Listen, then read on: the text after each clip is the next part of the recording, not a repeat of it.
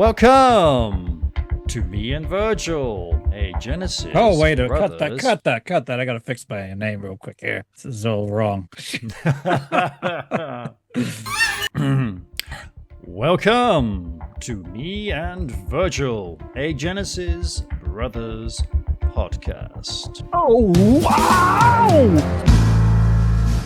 Well, me and Virgil, we beat the desert, we're riding fast and riding hard. We hit the city, the past behind us, so we raised some hell. We had some fun, washing dishes and making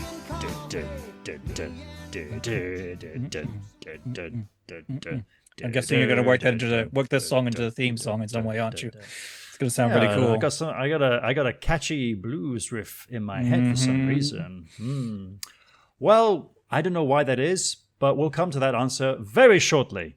Meanwhile, ladies and gentlemen, listeners, wonderful listeners out there, welcome back to whatever episode number this is right now. We're getting close to the 20s now. I mean, I haven't really decided if we should make these episodes or because they're not really our main episodes. They're almost like bonus, and I keep calling them bonus things, EP episodes.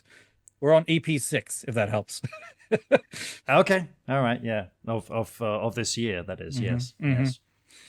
Yeah, EP 6, month 5, though. Yes, even though technically we are in June now, recording this. Next, entrance to Peter Gabriel's next single that did not come out in June. It came out May 31st. Because right? Not May 30th. we got Because it was two full moons, yeah. Are you looking at the same moon? That's why we're ahead, yeah. So here we are for Peter Gabriel's next single that's just been released. We will talk about that very, very shortly. But first, Like we always do. Very Well, did you want to excitingly, introduce yourself? Do you need to introduce yourself? Yeah, so my name is today Ahard. He's trying a new thing. I don't know if I like it. No, you guys ladies can and gentlemen, decide I'm not being Peter Gabriel saucy here. We are naming ourselves, as my idea, you can blame me. We are naming ourselves after Peter Gabriel's latest single. So I am Ahard. And I am Lesson. So, those of you who need this clearing up, Peter Gabriel's latest single is called A Hard Lesson. We just thought we'd try this out today. Let us know what you think. If you love it, you hate it. I mean, I think we need to stick with the bit for the rest of the year now. We can receive a very hard lesson in what not to do with these future episodes. So anyway, yes, we will touch on this very, very shortly. Meanwhile, though, normally we are known as me, and with Virgil. me as always is Virgil. Yes, aka Dan and Alex. Yes. So now that's all cleared up. And we will now touch on Peter Gabriel's previous release, which is the dark side version of Won't Stand Down. So when we approached the bright side version of Won't Stand Down, we were immediately relieved and happy to know that instantly we preferred it compared to the one that came out in April, which was... Do you even remember? Do you remember it? 2 months. Yes, I do. Because it's grown. No, because as like with you, it's grown on me. It's grown Yes. on me. Yes, until your tear mind is shining. So Like a Won't Stand fungus. Down, Bright Side version came out. Yes. So Bright Side, Won't Stand Down came out, and we thought, oh, okay, this is nice. This is sweet. Good. This is cute. We had immense relief as soon as it started. Yep, like we said in the last episode. yes. And then we were once again questioning if we would prefer, if we would still stick on this, Dark Side Bros road. I think we're both hopeful. We were both hopeful. Yep. Yeah. And I believe, to my very strong understanding, that yes, we are still along the Dark Side path.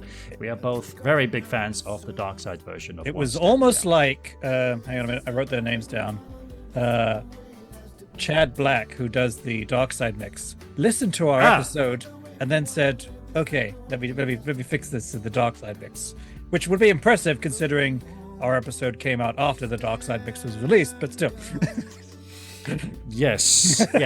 I was a little bit late releasing that one, and we kept talking about the Dark Side mix, what it will be You've like. been busy, et cetera, which et cetera. we've been busy with stuff, which we'll talk about later, maybe. Yeah. So that came out like almost a week after the Dark Side version came out. So yeah. Well, anyway, well, I don't know about you, but I do know about you. But I listened to the Dark Side version once through, standing in my kitchen doing something, but then I stopped, put the headphones on, these headphones, listened to it, and by the end of it, I was in tears. Didn't do anything else, tears. just swept up in the music. No. I didn't do anything. I wasn't doing washing up or cooking. I just stood there and listened to it, and I was in tears by the end of it. I love it. I absolutely love it. And it became, I think I would message you almost instantly saying, like, I think it's becoming one of my favorites of this year's release. Yeah, the Dark Side version. Yeah. Right, I was going to say, I think it's probably the best from one mix to another improvement that we've heard on the whole album so far. Yeah, for completely. each song. Yeah. Completely. Once again, I didn't do the whole thing like I did with the March release, where I listened to one section to another one, back and forth, that kind of thing. I didn't need to. I just knew instantly, like, yeah, this version is. It's like again, we said. it's just more together. Exactly. There's more in it. There's more. That's what we wanted. And also there's been places where other instruments have been boosted as well, which is just giving it more volume and more. It's like a sandwich. A dark sandwich. So the bright side version of that song was, which I blanked on now, Won't Stand Down, was just a cheese sandwich. Boring white bread with a slice of cheese in it. There you go. That'd be 10 quid. Now, the bread is whole wheat. There's some meats in there if you like meat. There's veggies in there. It's been nicely sliced. It's on a plate with some garnish around the side and things. There's possibly a drink with it. It's just, a full meal now, which is what you want. It's a premium sandwich. Yeah. It's still only 10 quid, but you're getting your money's worth this time. Nice. Nice. What did I gonna say? Yes. More. There's more in it. There's drums. There's thump. There's more stuff going on with his voice. There's the choir. We mentioned that last time. We said there could be a choir at the end. Yes. And yeah, there's a choir. It stands out. And he delivered, yep. It's the opposite of Won't Stand Out. This stands out. He stood up. No, it is stunning, and I listened to it just before I jumped on this call. And again, it kind of made me pay a bit more attention, because with the Bright Side version, I just thought, well, it's a nice song. That's it. I didn't think much of it. I didn't find it very special. The Dark Side makes it more special. It connects you with the gives song. the viewer. I mean, connects more. Yeah. To borrow a bit from what we'll talk about a little later when he talks in the video, Peter does, that every song is a story, and he wants to bring you along for the adventure. And with the Dark Side version, you're going on an adventure. Yeah. Whereas in the Bright Side, it's kind of a boring walk. I mean, even I don't know what they did differently in terms of sound, but the keyboard solo, which we questioned about, saying it was a bit Phil Collins-y keyboard solo, like he's just sort of improvising a bit there. Because it's mixed in more, it doesn't stand out as much. It's blended, in more. It kind of creates more of an atmosphere rather than and solo moment. Isn't that the job of the engineer, the producer, the mix engineer, is to do stuff like that? Yeah, exactly. Yeah, and like I said, because suddenly I realized, there's a whole outro section of lyrics which I didn't really pay attention to in the Bright Side, but again, thanks to this Dark Side, it's boosted it, it's brought it up more.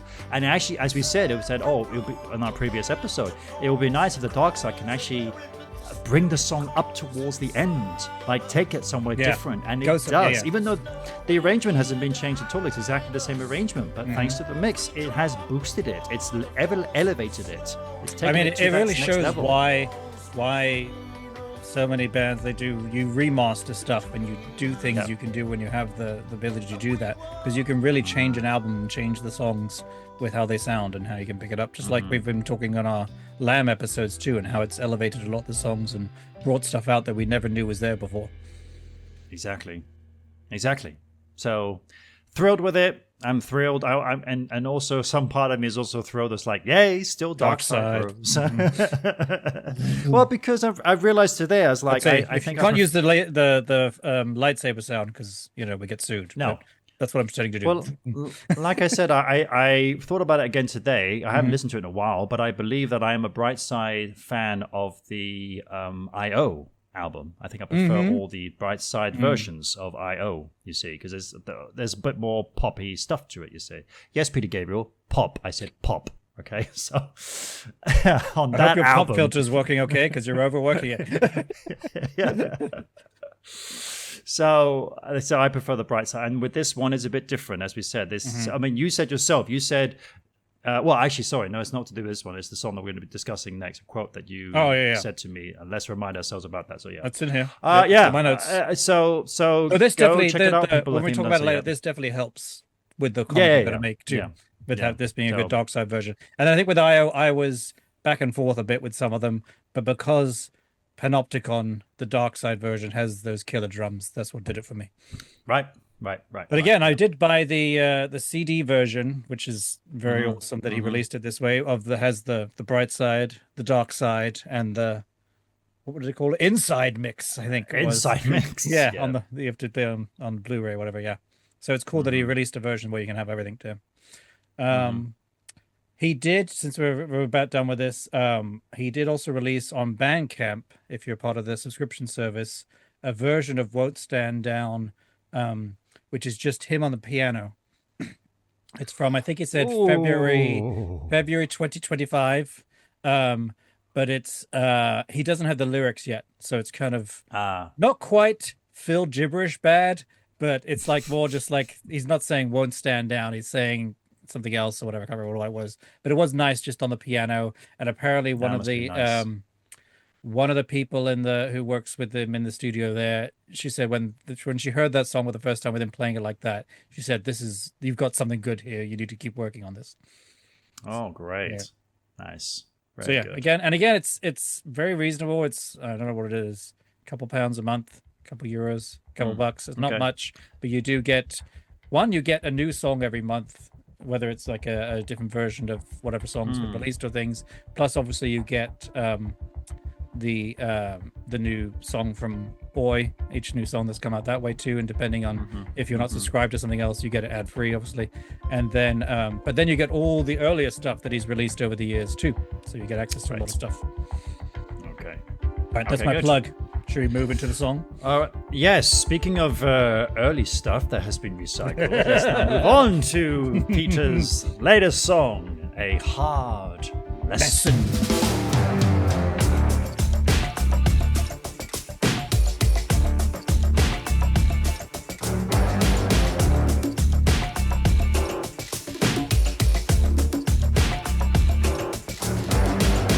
Anytime somebody asks where you think you are, I look out for familiar ground, but I've come too far. It's a hard thing to discern. It's a hard lesson to learn.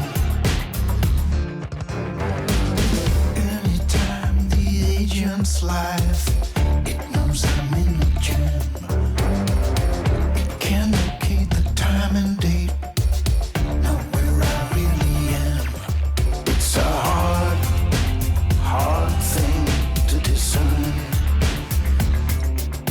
It's a hard lesson to learn. On this search, I will find all the places I need. I will look for the love that I knew in my dreams. What I seek leads me far from wherever I come, pulling me out of the world, this world that never stays the same.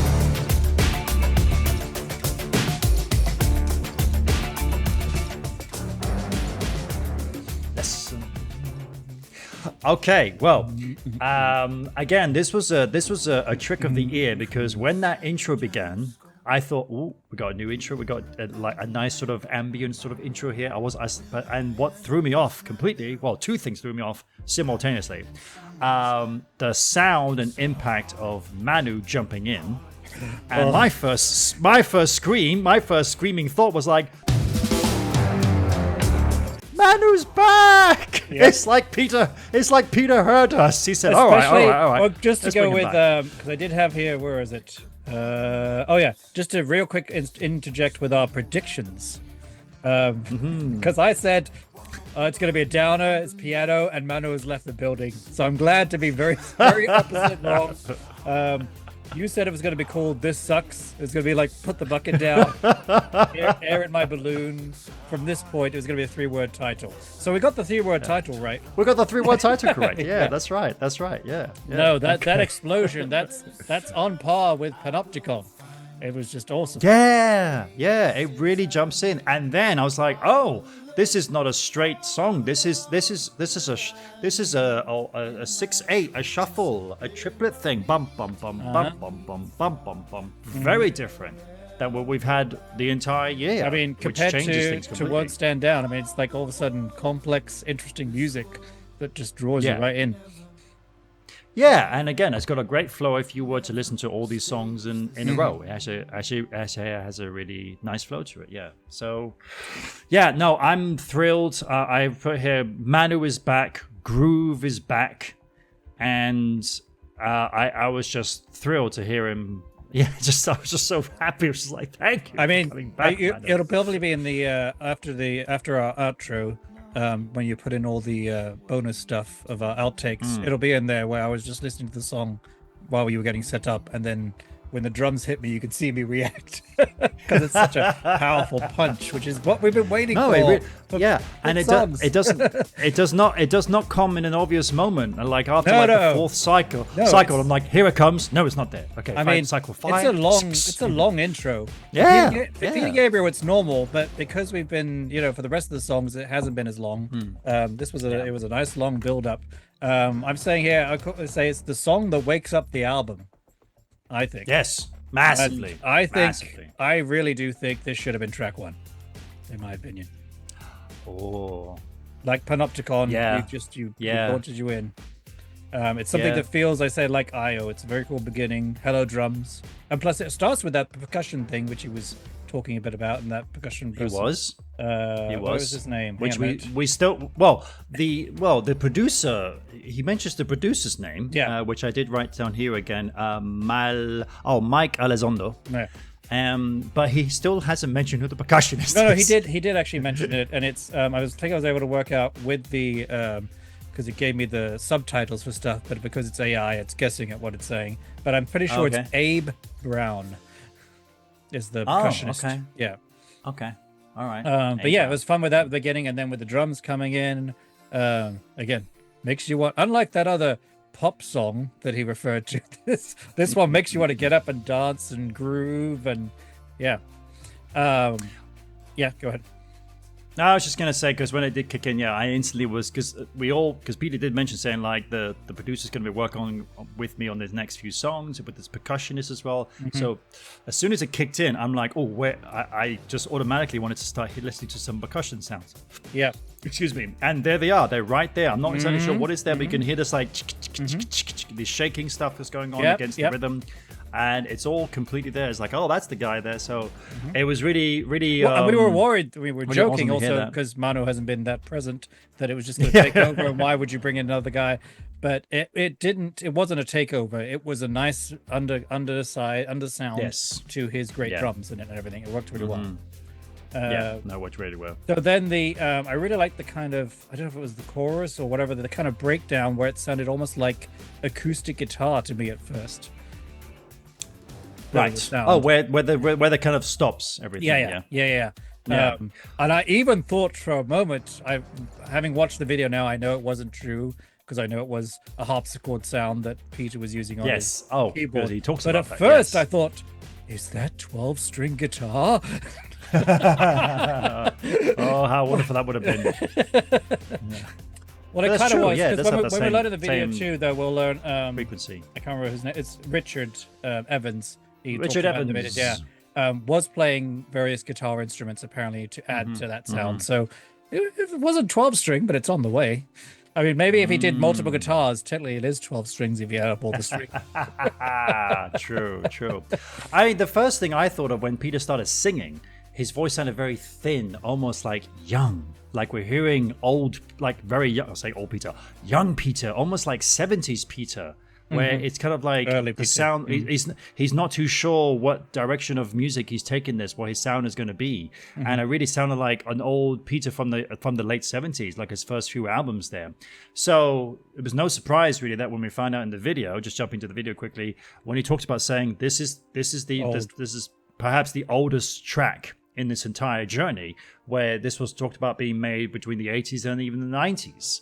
And so that made complete sense then, hearing about that, and how he talks about saying, yes, there's a lot of like triplets going in here, and of course you instantly think like, triplets, oh well, don't forget people, he is a drummer as well, he knows about it. But again, he's also a musician, he should know this stuff anyway, but primarily he is a drummer. Put in that bit of Phil for Week on Dance Tour saying, we're not that king old, are we? Because this is like, this is real. Like, you're not talking a few years here, that's like 30 years. They can't be that king old, really. yeah. But it's interesting you talk about his voice, because I always wonder with the bridge part where he sings walking across the ice, that the way his voice is so thin there and it almost cracks. And at first I thought, like, are you pushing it too much? Like, are you just going too hard with this, like Phil did towards the end of his career and doing it? At first I thought that it's like almost too much for your voice, this, but I think I've changed around to be like, no, he's literally saying walking across the ice. And so maybe he wants his voice to crack because it's ice, and I think it works. It's intentional. Yeah. No, I do like that middle eight part. Yeah, and like you said, his voice is broken there. And again, I think he does it reminded me a bit of the song My Head Sounds Like That, because his voice is very thin there as well and cracks a little bit there. Yeah. Too. So it took me back. It's intentional, I think, as opposed to being like, I can't actually do this, but I'm going to do it anyway. Yeah. It's almost like I gotta keep my my decibel very low here, otherwise this is gonna crack here. If I scream, then I'm gonna fall right through it as well. Funny, I was checking out the lyrics of the song as well, and I mean, again, I always check out what the lyrics are, and I always get it from the website genius.com. For some reason, the section, because the first thing I said was like, wow, we jumped to the chorus. I mean, I call the part where he says it's a hard, Right. lesson, hard lesson to, but then it says, and it's a hard lesson, yeah. To me, that's the chorus. That's Right. the chorus. But according to genius.com, that is the refrain.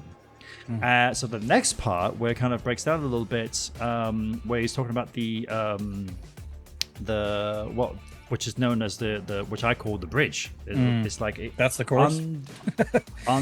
yeah, that's the chorus. Yeah, Okay. which repeats 3 times in the song, which I kind of question is if it maybe one too many times. You see. Because again, in the video that Peter says that, oh, this is a journey, and there is actually one line in that section that's different. Otherwise, it's just the same lines over and over again, you see. So I kind of thought maybe he's changing something here, but it's the first line, and the third time we go back to it, it's the same lines repeated. So to me, I'm thinking like, it's a bit too many, you see. And to quote Peter, he says, this is a quirky, strange, long track. It's a journey. I mean, it's a Peter Gabriel song, is what it is. It's a Peter Gabriel track, yeah. Yeah, you don't know what the chorus, the refrain, or the bridge is. It just all plays around, and you just enjoy the journey. Yeah. So now we can make that point, which we referenced earlier, where this is the song. You're telling me to stop. No. I'm pointing to your point.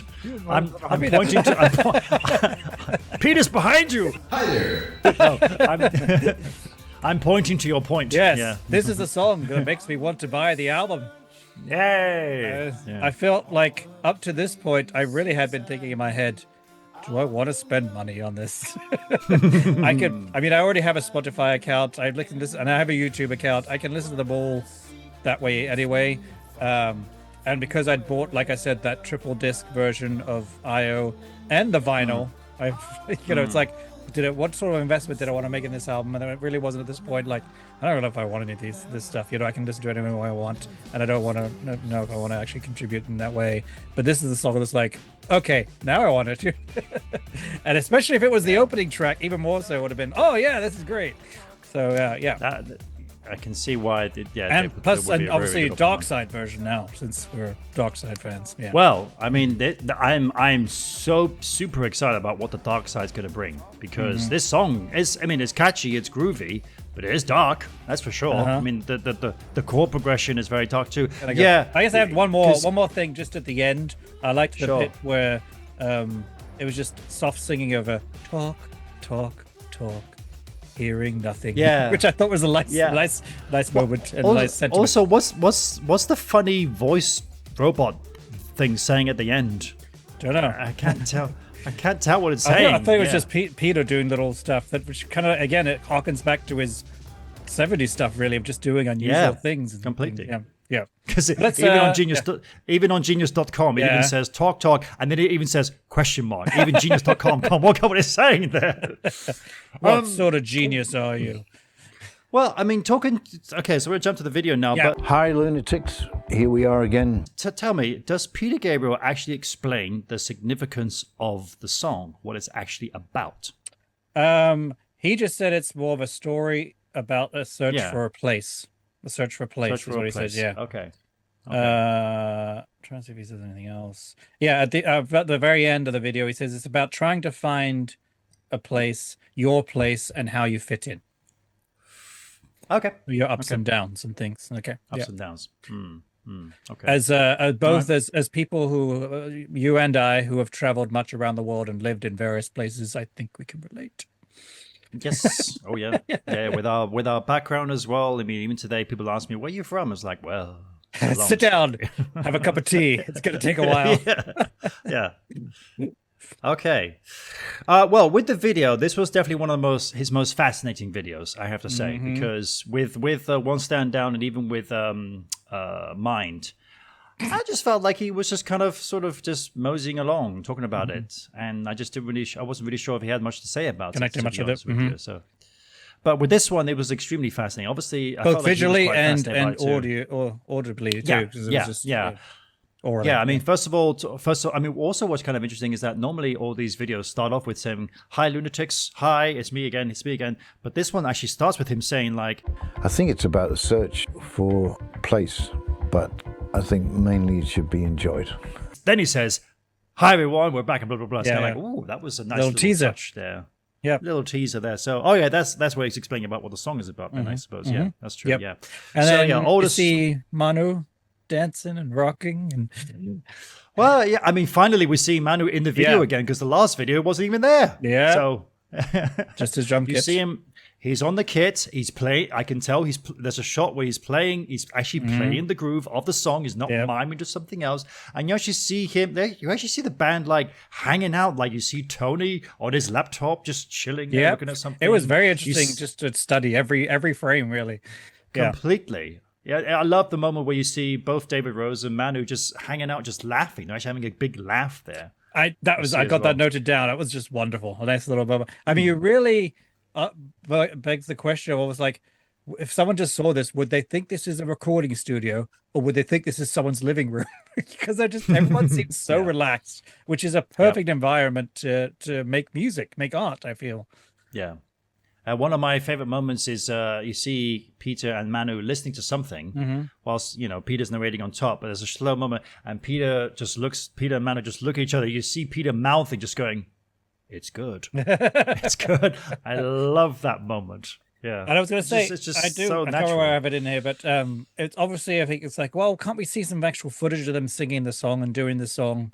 But it's also like you can't record for hours and hours of video footage of every song and use that, because it's not how it's going to be. So that's why they have to have these various clips and things like that. Yeah. They probably obviously did some stuff for each song, but you can't have that actual thing.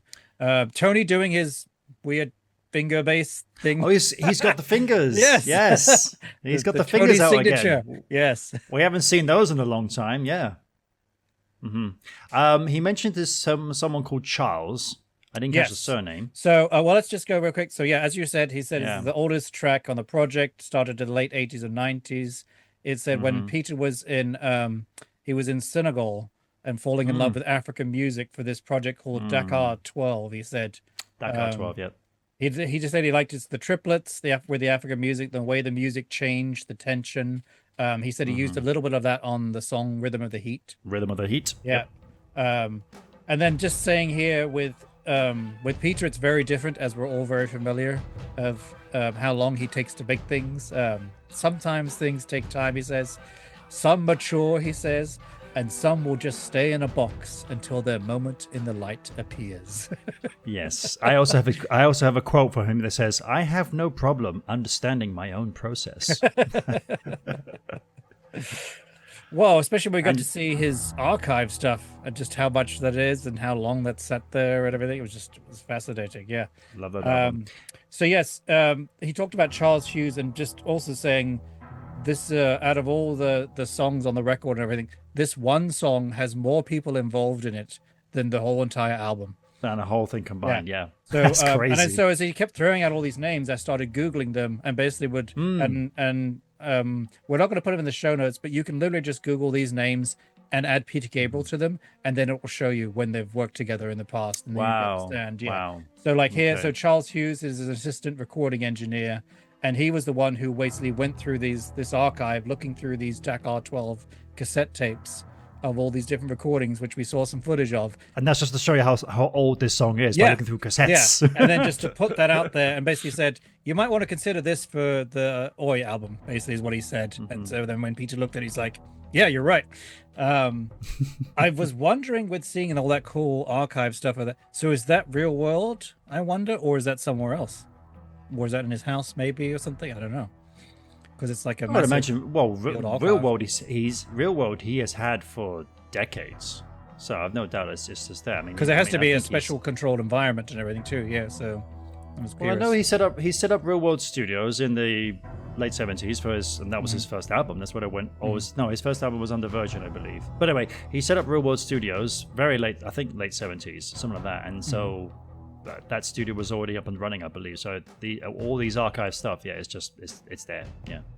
Cool. It might be somewhere even more archival somewhere, but pretty sure it's just all real world ownership. Yeah. So he was saying for this, he basically took this old song that had a lot of stuff done with it over the decades, and then he added basically a new set of lyrics, different melodies, and a new approach to the chorus.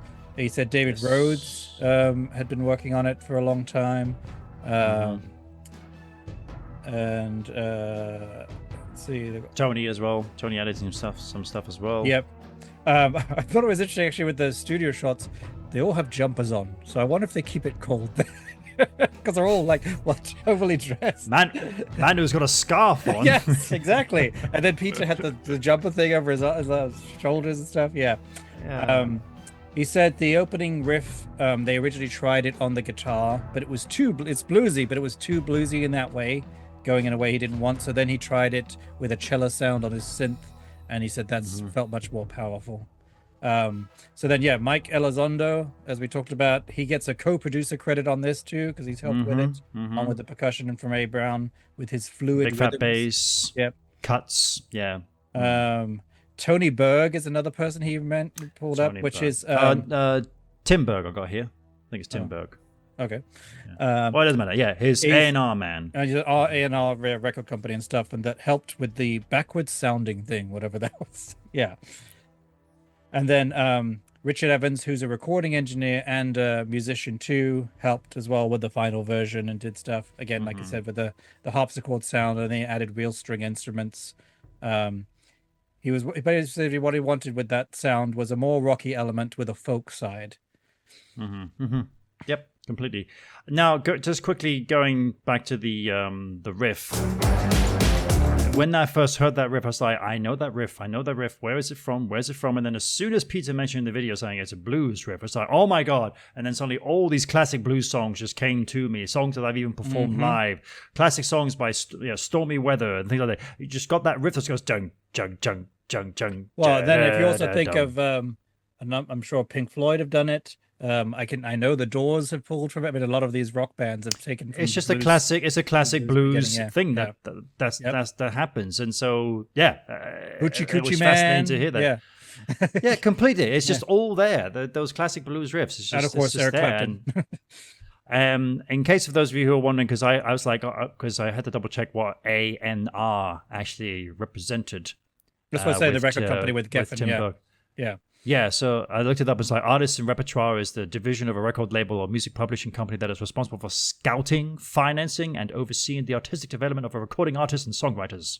So, I mean, again, it was some guy that but- Peter worked with way back when for some other reason. But again, Well, he had a suggestion or something to help with the song. And yeah. I mean, I put here saying it's lovely of Peter to credit so many names. Well, and whenever he can. actually, and with him, he specifically credited when he was working in between albums when it was almost like he was barely doing anything and everyone was waiting for stuff, and that he was encouraging Peter to keep doing stuff and trying new things and stuff like that. Yeah. Wait for And this the video was a Dark lot Side of fun version. to see everything, just to see so much that it's It gone was. into it. Yep.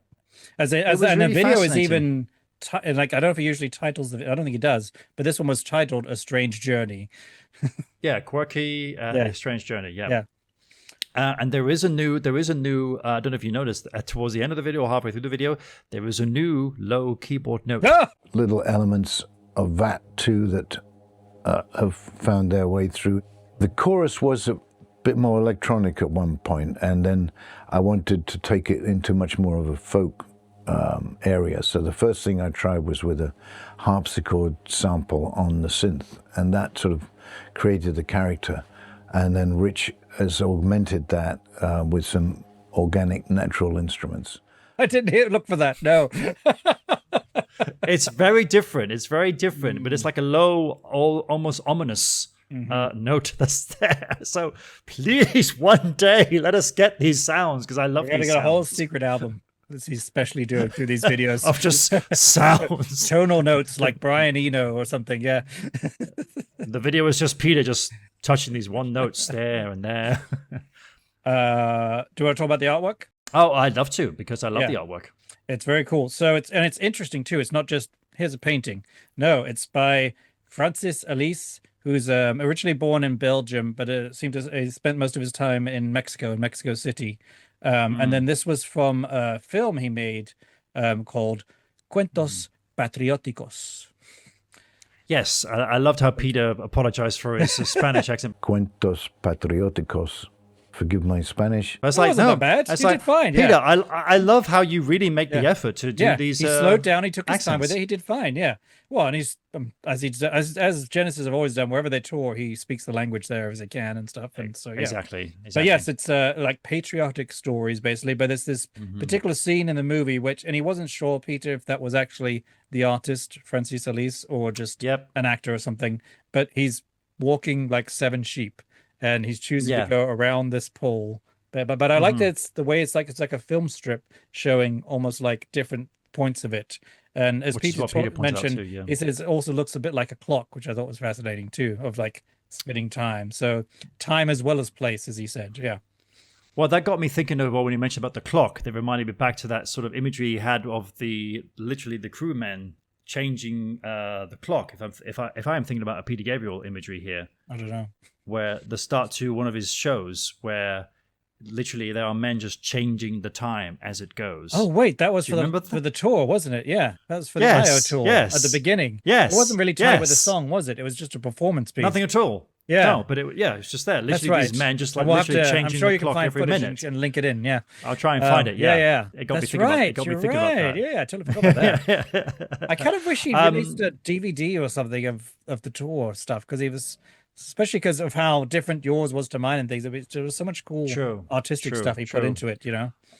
What was kind of amusing when he talked about the imagery, because at first, just from his YouTube videos, all I see is just an image, like a thumbnail, whatever. So when he said like, oh, it's a man, a pole, and a sheep, and I'm like, it is? And I'm looking deeper, because it started to remind me of like, oh, well, and then there were 3. It's a story about a man, a cigarette, and a car. I'm like, it is? What? that failed cover.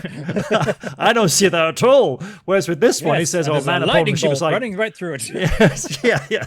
That's like, what? But then we talk about this one. I was like, oh, I see that now. I can see the man and the sheep. See, I wasn't sure what it was. I thought I could tell it was someone walking animals and stuff, and I found it interesting. Yeah. Well, plus, isn't this like one of the first times he's actually using like a still shot from? Yeah, that's what I was wondering. Almost a moving like picture. Like, did he get that from Francis, or was it something he made, or whatever? Did he take screen caps or something and stuck it together? I mean, well, that's what it looks like, because in his video, you're showing the actual movie. Yeah, the footage.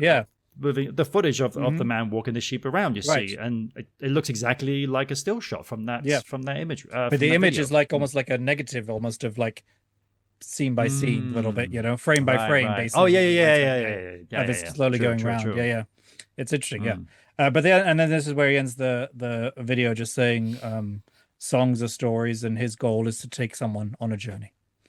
I thought that's right. It was a nice little touch. Yeah. And then he says, "See you in June." Yeah. And it's now June. And now it's not June. Here we are. So, yeah. But now, next step is the dark side version, and I think I'm already going to love it even more. I mean, I love this version, I really do, but I think I'm going to love the dark side even more. I mean, they can't really do more with the blues riff. Like that's just right. Don't touch that. But I'm wondering what else they can do with stuff. Well, I'm wondering if that nice percussion sound, and because it's quite light right now, and it's quite there. Bring that up a bit. Well, I hope. I feel like with in previous releases, all that light stuff has actually gone. You see, so with the dark side version. So I'm very curious. I'm very, very curious. I just feel like it's just going to be even more thumpy in your face. It's going to smack you to get your even more, because it already does that pretty well. I mean, I'm almost like, no, I'm already wondering if this is going to be our test. Is the dark side going to be a little lesser than the bright side?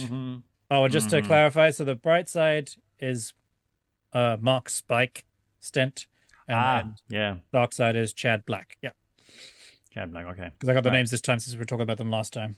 So as you have the moon, you seem to always have the moon calendar on hand. But if you saw me use my phone earlier in the episode, that's what I was checking on.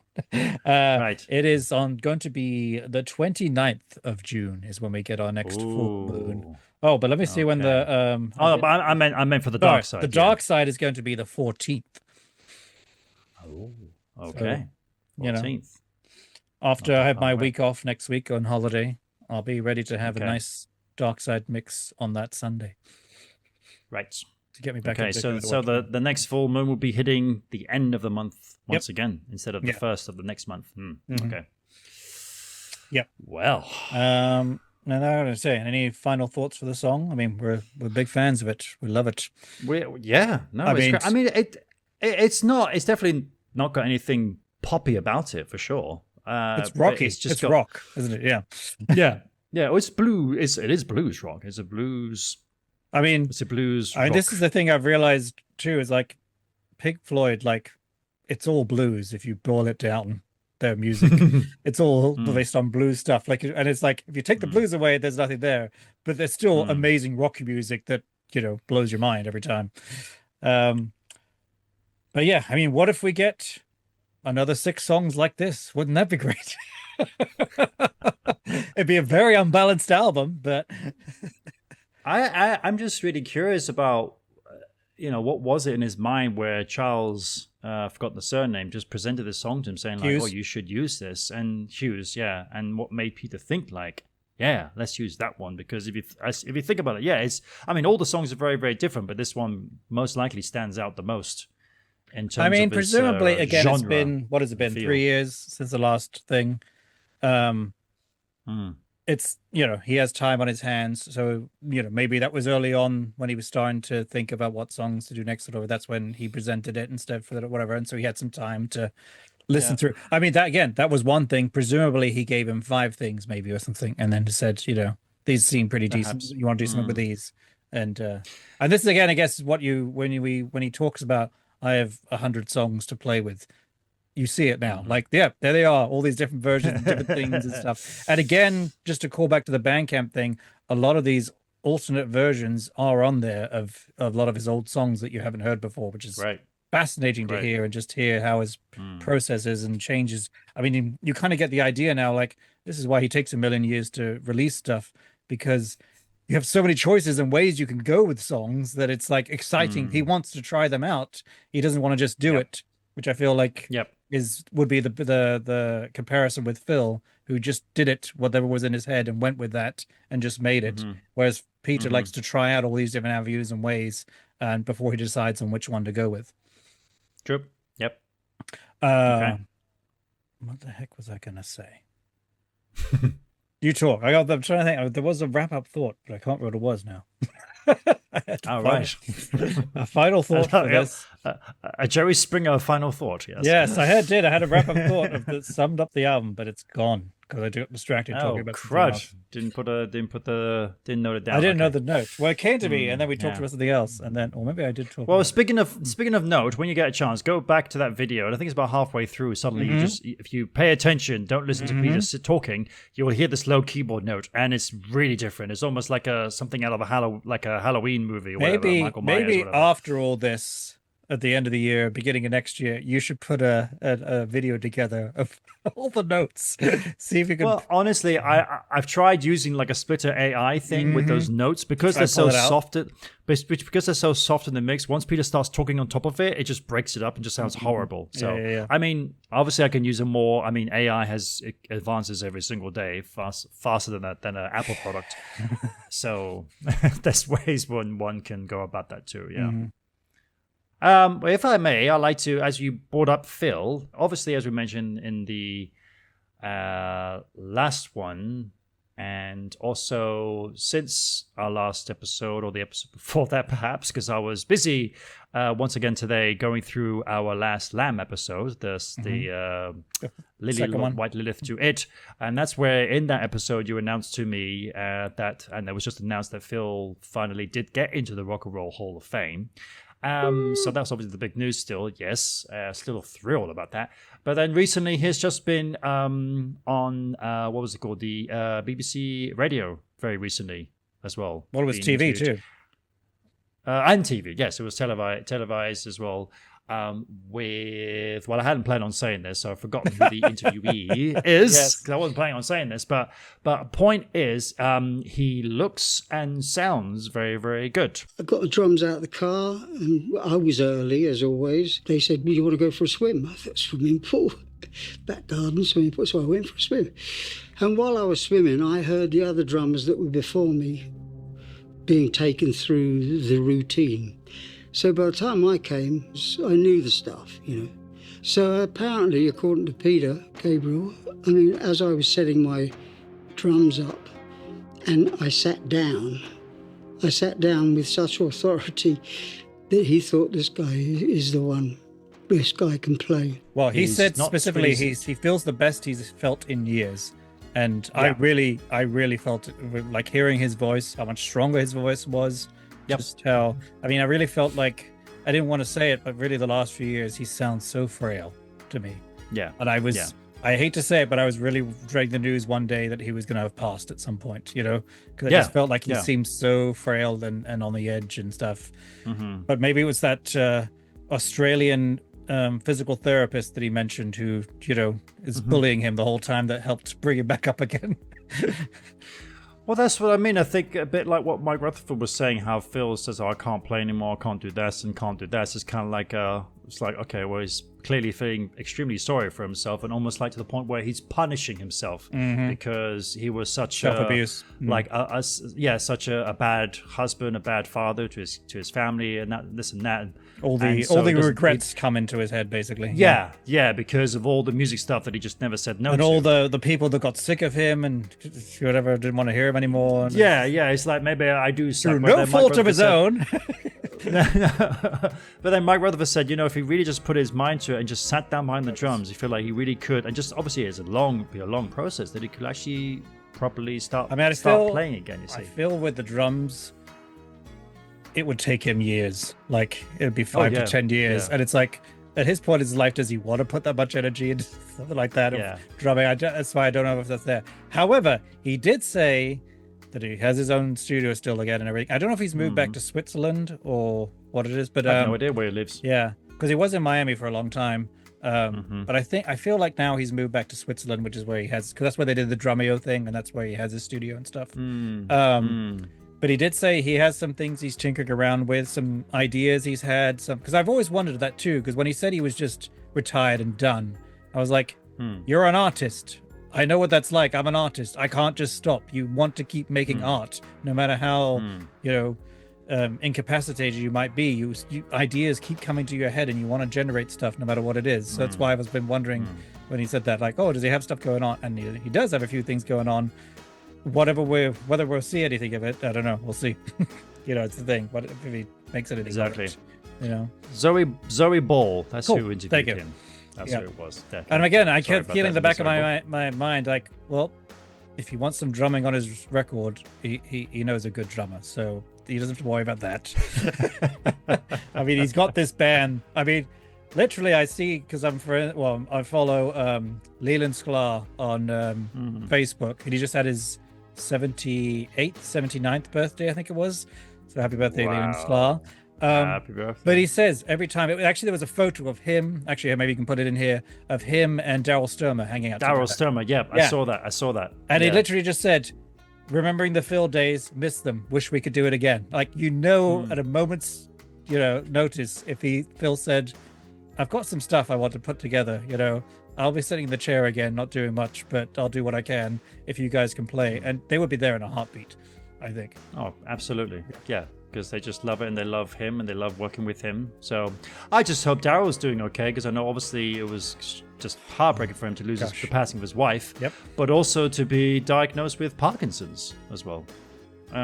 So the good thing is hope he's doing okay. they have a lot of good medicine and help with that now, so it's not quite the same as it was. But obviously, depending on how far along you are and all that stuff. But yeah, that was sad to hear. Oh yeah, and plus as a guitarist as well, obviously that's extremely effective, you see. So just hope he's doing well. I mean, it's funny obviously because we've been following him for so many years, our entire lives practically. So to see, Leland Sklar, let's face it, he's always kind of looked like a oldish man. Over here, a young man, or youngish man. And he was actually clean shaven tonight when we started doing these introductions.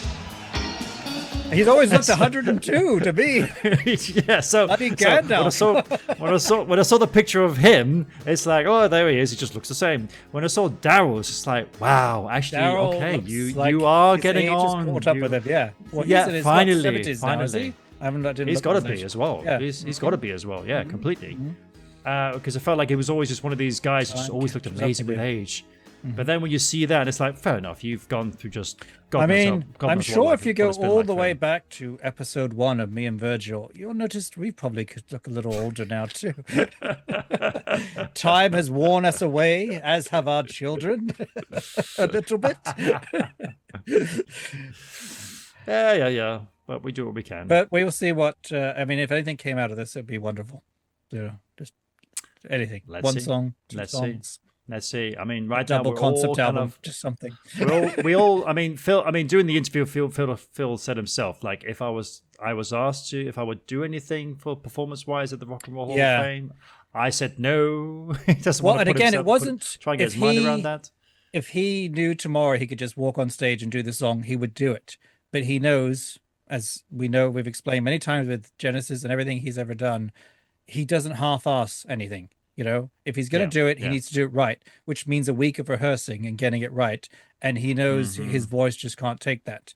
I think this is why it was such a tough thing when Last Domino got delayed with COVID and everything, and then it had to start up again. It was so rough on him because he'd been doing nothing for a few years and doing it this way and stuff.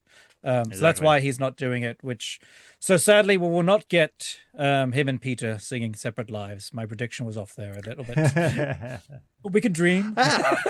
But then, who would perform in there instead, you see? I'll be very intrigued with that. For the Genesis induction, you had, Fish doing Watcher of the Skies? If you want to start the line here, it's going to go for miles that way. Who would love to give a tribute to Phil, because everyone loves him. Yeah, every age. I'm very intrigued. That'd be so cool if, like, for example, Peter Gabriel would have said, "Okay, let me do a little bit more scratch my back kind of thing," and he'll go on and play a Phil song. That would be amazing. That would be so good. He's got just time. A little touch. He'll be done with because I don't have. There'll be one more song to come out. It's in November, right? Yeah. So he'll have time. And God, that would be amazing. I mean, because I saw the other day too, like it was Taylor Swift doing "Can't Stop Oh Loving You," yeah, which I've never seen before. It's like everyone has done. that's right. Like, everyone loves this That's music, right. even though it's not really his That's right. song, but it was like his Yeah. version and stuff. And But it was his version she was Yeah. doing. Yeah. Yep. Yeah. So that All would right, be so nice. that's our And new people would be prediction. like, Peach is So- going to sing a yeah. Phil song. All right, what I mean, song? oh well, Give me I five. immediately, Pick five. immediately, I was like, he would do a cool Peter Gabriel like dark ambient rendition of "Do You Know, Do You Care." That's one song I'm thinking of, because I don't think Peter would be like, I'm not going to try and touch Two the hearts, hits here. you can't know? hurry, love. No. Or he'll do Another Day in Paradise. I can hear him sort of like doing like a New yeah, Blood I can see Orchestra that. kind of version of Paradise, And that song has been covered a lot in many different ways from these R&B artists in a very different sort of ambient version. In fact, I don't know if you are a fan of the series Paradise. I've heard of If you're it. familiar with that- No, I know, I'm familiar with that it. series. I've heard good things. Yeah. The actor, I've forgotten his name, but he's famous from the very big hit series that's no longer anymore. This Is Us. And the end of the pilot episode is a very wonderful rendition of Another Day in Paradise. And it's this female So artist. I'll link I it. don't know We'll have to who link it is. in the notes for Yeah. this. Yeah. I don't know who it is, but as soon as it came in, I'm like, oh, it's that song. And I listened to it and I was like, this fits perfectly with the vibe of the show, you see. So it's a brilliant show. Definitely go. I recommend it. So yeah. Imagine. I just had a thought. Oh, sorry. Finish. Yeah. No, I was just saying, I can totally hear Peter. I'm just singing saying. that I song. just thought. What about? You know what I mean? If he did a low, Peter, gravelly, that could be interesting. Perhaps. Although I have to say, the ultimate version for me now is actually Phil and Nicholas doing That it is- on He's Not Dead Yet tour. That is just beautiful. Stunning Yep. version. Yep. Stunning. It Yep. really was a stunning version. You call up to tell me you're not sure if you're ready. Are you ready or not? You take what you got and you leave. Oh, leave me alone with my heart. You're putting the pieces back together again. Just leave me alone with my dreams. I can do without you. You know what I mean. I was in the third row. I'll never forget it. It was wonderful. Let Peter do Phil's version of Behind the Lines. So he's Well, that's the doing- thing. I don't think he's going to do anything with horns. You see, I think that's even though he obviously has had trumpets. Well, he's a and horn stuff. man. Yeah, He's- I was yeah, gonna say, yeah, he's had stuff. yeah, And there's other. I can't remember which yeah. song it is. No, I don't remember which early song with Peter has saxophone in it towards the end. I can't remember off the top of my head. But I feel like he'd go for a more like not a horny song, if you know what I mean. No, I just feel like he would touch on one of the darker ones of Phil. Yes. Like Do You Know, Do You Care? Long And I Way would to really Go, like it if he did that sort of thing. something that hasn't been done. Yeah, long way to go. Like something that's not done that often. Yeah. Wait. Yeah, I like Wait. He Got could it? do it with Sting. Because that'd be pretty cool. Sting is on the backing vocals in the song. And Peter and Sting have worked together on a tour. Yes, and both of them are on that No Jacket Required album on Take Me Home. So I don't know. You call Peter's agent. I'll call Sting's agent. Wait. We'll make it happen. And for the last song of the night, whoever will come on stage and do a rendition of Take Me Home, and both Peter and Sting will join on backing Okay. vocals. There we go. Yeah. Wow. This is gonna be a great. That Hall of Fame getting show. goosebumps. It's going to be an insane one to view, absolutely. And I'll do my best. I've never watched it in my entire life, the entirety of it. Only just when Genesis was involved with a band that I liked. And I'm just gonna love watching Noel Gallagher scowling when they'll talk about Phil for half an hour, and everyone loses their minds, and he's all sulking. Great. Well, exciting times ahead. That's for sure. I guess one last thing is the next track. What's it going to be? predictions. Okay. Well, I think we're going to jump back down again. Because this was pretty heavy. So I would like now to hear, even though I know we've had a little bit of it already this year, but I don't know, just a very gentle, a bit more like of a What Lies Ahead piece again. I think we're going up. But we're going to keep going up like we're doing. I think we're going to keep going up? Yep. I'm on my way. And I think it's going to be one word song. That's my crazy prediction. It's going to have one word. This. No, that. Yeah. Well, it can't be up. So, either it's going to be very low key, like What Lies Ahead, or we could jump completely differently and go for more Olive Tree kind of vibe, more punchy, faster. It has to be faster. I don't think it can be a slower groove. But then again, I'd be a big fan of that. Faster. Yeah. Yeah, Olive Tree kind of thing. Poppy. Bring some more pop, Peter. We need more pop, basically. That's what we need. Let this entire next half of this... What you bloody think pop is. What we say pop is. You did on your last album. Because we are now technically... I mean, if this was a record now, we are at the end of the first side of this album. Exactly. That's what I'm saying. What if the whole other side is this hard, heavy rock stuff? That'd be a really weird, unbalanced album. If it was a ship, it could go, sink to the bottom, capsize. So now let the next side now be just pop stuff. Yeah, light stuff. You see now. Oh, yeah. Okay, well, I think in the next couple of days I'm going to order the dark side versions of all the songs I've had so far and listen to them in the row because I've not actually done that yet. Oh. At least not from from tracks 1 to 6. Because as we said. This is now a side of a album. Half an album, We are halfway through. It's half an album. We are halfway through. My God. How time is flying. Well, that also means we're halfway through 2026, just to freak you out a little more. Yes.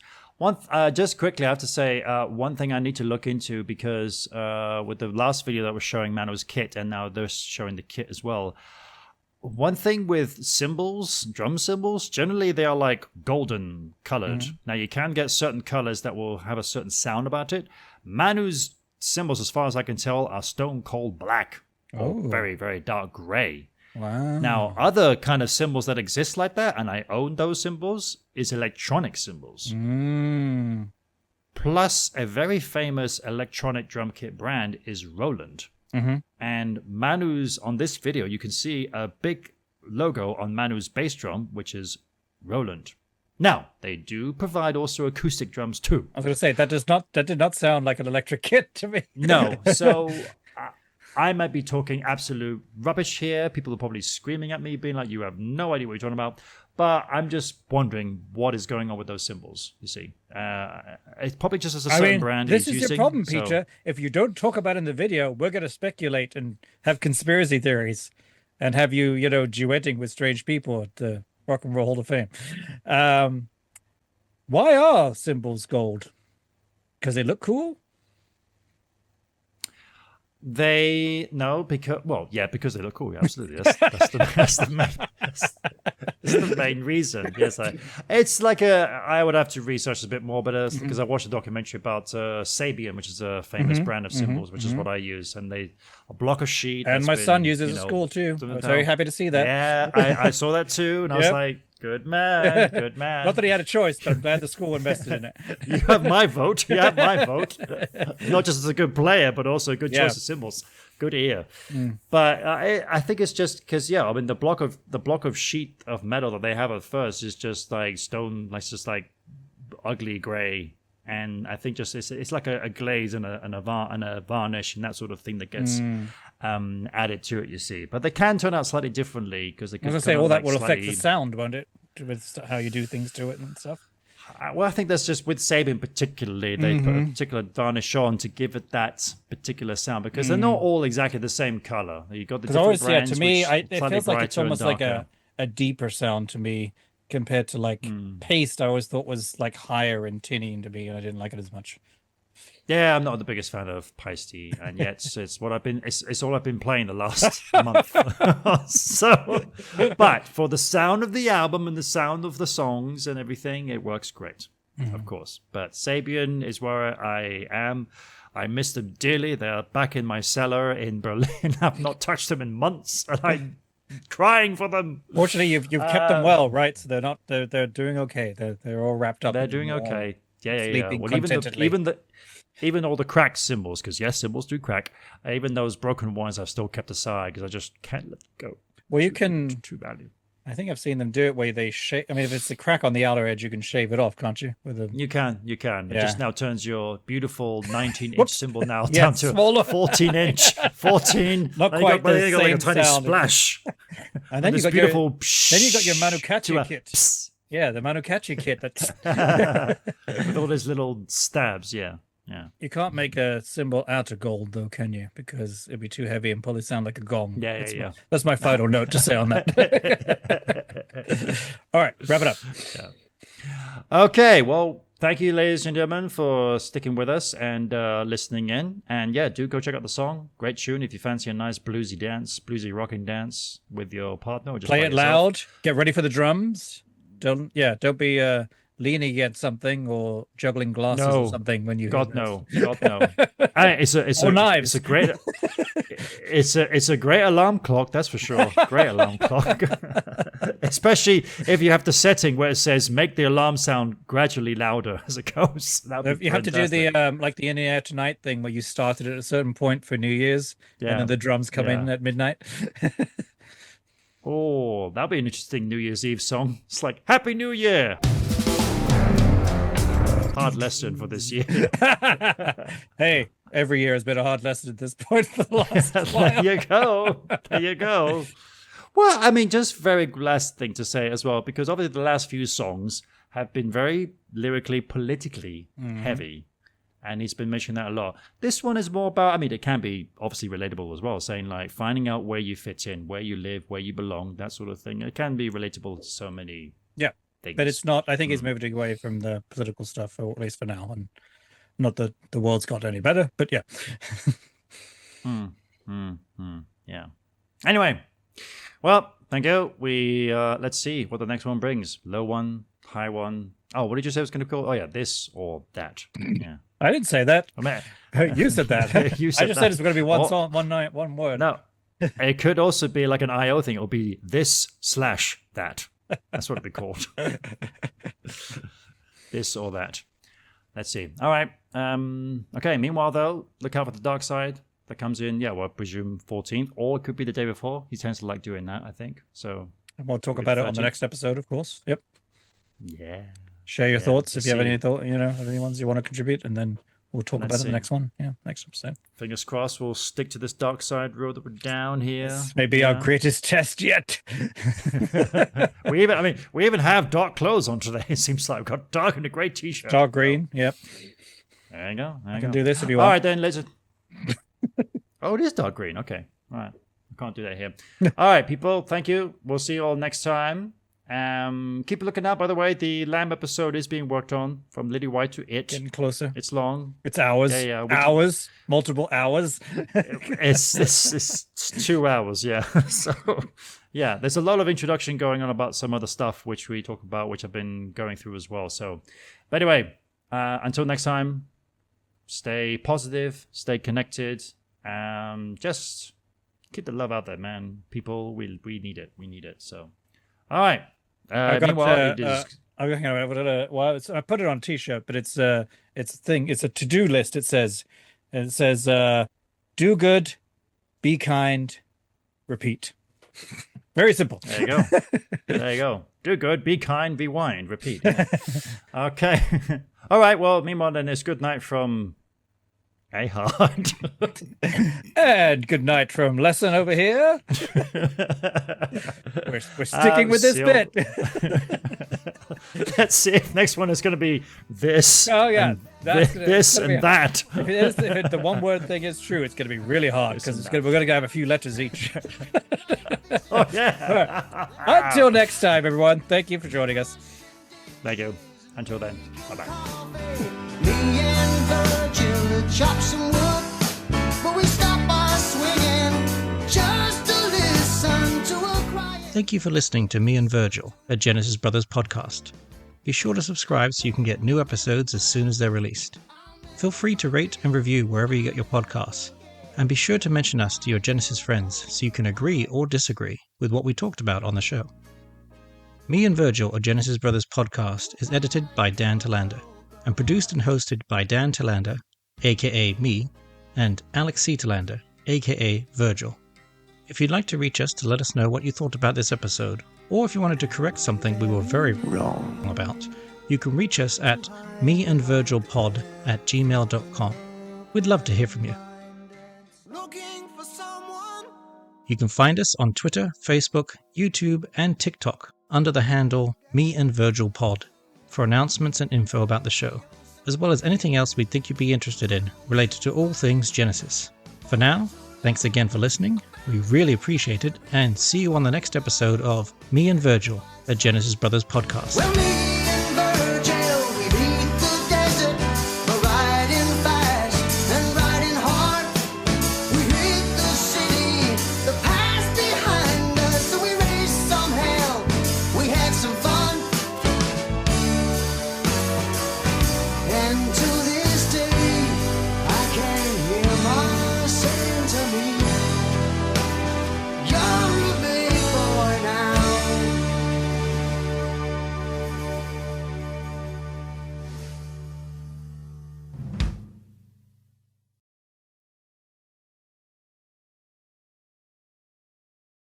I'm sweating so much. Recording in progress.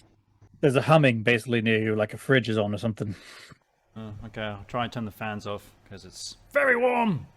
What the hell's my history? Here we go. Let me just play this in my head. Wait, the great riff. Yeah. Yeah. Has that changed anything? It's just this new. Hearting till it end. It's this new chiller that I have. Oh, sorry. Just getting back in the song. What? New chiller? It's Yeah, just the chiller! Chiller now! Just a lot more powerful. So it will be some insane. Obviously, so Chiller! I'll do it later. Chiller day! It's in Right. the hard lesson. Right, I've got a tea. I've got a robush tea. You mean robust? Zoom is. Yeah, I call it rose, almost like a rose bush. Is it robust Alright. or is it rosebush? Those are two different teas. Yeah, rubus. But this is not the While There Is Tea, There Is Hope podcast of my old podcast. Yeah, that's right. Now I've got the computer up on a beer crate, so I'm now definitely eye level now. What kind of beer? Microphones, see. Estrella. Ah, que bien, que bien. Yes. San Miguel Okay. no es bueno. San Miguel no está aquí. Oh. San Miguel no está aquí. Solo Estrella y Alhambra. Y Oh, un Madri, a beer named after Madrid, but brewed in Yorkshire. what a bottle of Madrid, mate. God, I'm already feeling that fan. It's not being on anymore. Open the Okay. chiller. Oh, Open the chiller. so that's fine. I'll cool myself down drinking hot tea. That'll be better. So That'll work, that's my yeah. first. You know what? I should be called a hard, and you should be called lesson. You want to do that? I don't know. We could just for today. You're really A-hard today, I gotta say. It looks like Die Hard. It's like It does a Die bit. Hard. Hey, hard. Take it away, A-hard. It's John. No. Okay. Oh, wow!